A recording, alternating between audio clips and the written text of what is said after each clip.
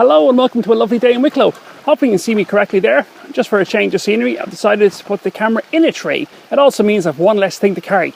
Speaking of things to carry, today what I'm doing is I'm just bringing the bare bones minimum. I have my shovel, I have a pan and a classifier. Now I do have my sluice box with me if we do find some decent gold, but for the time being the plan is just to do as much sampling as possible. So this particular river, I was here probably about 6 months ago. I did find gold, but there has been a lot of rain and storms since then. So what I'm going to do is I'm just going to treat it as if I've never been here before and just sample absolutely everywhere. So assuming that you're new to prospecting, you don't have a bucket, all you have is a shovel, classifier and pan, and that's how we're going to work it today. So let's just crack on with it. Let's go find the shiny.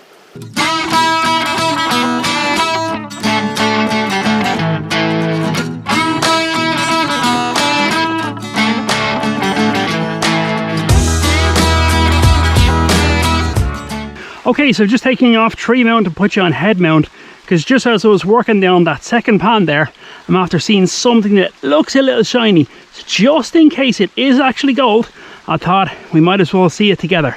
Tip out a good bit of water. There's a lot of big rocks in there, so just try and pick them out. And if there is any gold, by bumping it here, what we're going to do is push all the black sand, and if there's gold, up to the corner here. Oh, oh yeah. One smaller piece and one not so small piece. So I know it's a bit dark here, so hopefully you can see it. There's one there and there's one there. Happy days. So it might be bucketing rain, but we're on the gold. Happy days. So what I'm going to do now is I'm going to set up the sluice box just in front of me here, fill up a lot of buckets, and we'll just belt on through and see how much we get. It might be bucketing rain, but hey, we're on the gold. Get in. Let's go find the shiny.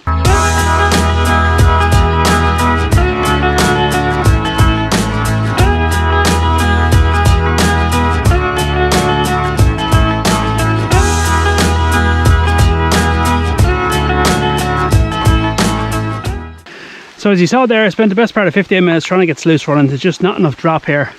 So we're going to have a look and see is there anywhere around the corner where I could get more drop. It is only a tiny river. Here's the problem I face, and a lot of prospectors face this problem. Look, there's a good bit of drop there, but that channel there is where I was getting the gold from. So I can't put the sluice there. Sometimes the allocation of time is one of the most important things you can do. So you see here where the sluice isn't quite running, and that's because there's a lot of jagged rocks in there. Down here is quite deep. What I'm going to do is going to take out the sluice and set aside about 10-15 minutes where I'm going to dig a nice deep channel. If after 15 minutes I haven't got it working, then what I'll do is I'll just dig a nice big hole here, or screen the 1/4 inch, and just do production panning. Right, let's go do that now. Let's get the sluice set up. Let's go find the shiny.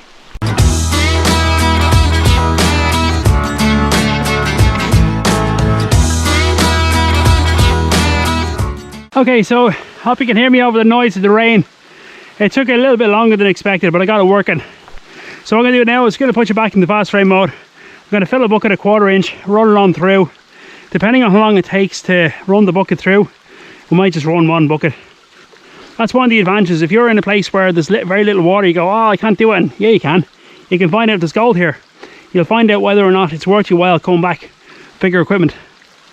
Let's go find the shiny.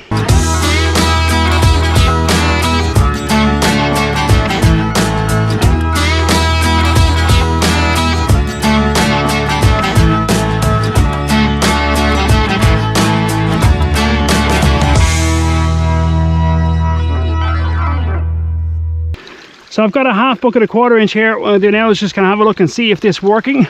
There's no point in filling the bucket fully if this isn't working. Let's see how we get on.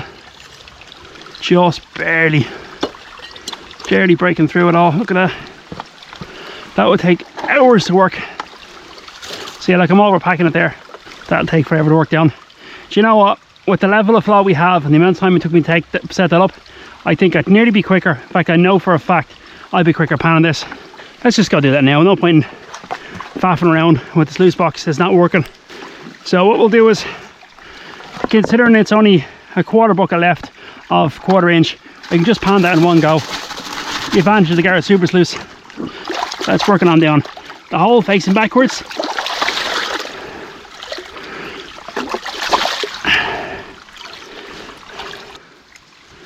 Right, so there's one small piece there. I would say small, but it's not too bad. Right, not a whole lot in that. What I'll do now is just go clean out the sluice box. So you can see where the sluice box isn't really exchanging properly. It's all one-sided. So what I'm going to do is just the interest of simplicity, I'm just going to put the sluice box in the bucket, and then we'll just simply lift up and push it straight on in. So what I will need to do now is get the pan just to wash that off. So I'll tip out a good bit of water so it's not too difficult to carry.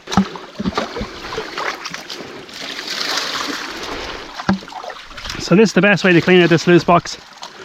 There is a smaller version of this sluice box you can get, which would be ideal for this river. It doesn't even have the flare, it just has the narrow part. It'd be perfect for little rivers like this.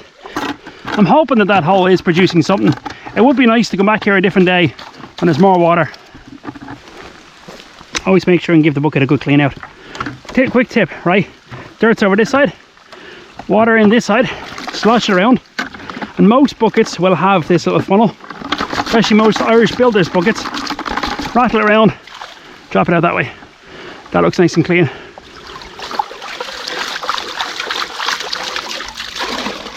All we're doing is stratifying it one-handed. There's not enough room to do it in the river here. Just spinning everything around, working it from the shoulder rather than work from the wrist, get sore. Work from the shoulder, bring everything in the front, wash the front riffle, and nice and gentle.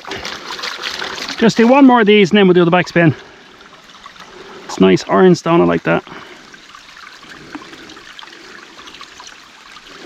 Okay, let's have a look here. I'm not holding it much hope. As I say, we only ran 1/2 bucket of 1/4 inch. Sluice wasn't running correctly. To be honest, I'm not holding it much hope. So look, we'll have a look and we'll see what's here. What? What? Oh, you've got to be joking me. No way. And look, lead shot as well. So we've got a piece of lead shot there. So we know we're in the lowest point. Okay, I'm just going to take the camera off from my head for a second just so I can verify you can see that. You're into the light so you can see this properly.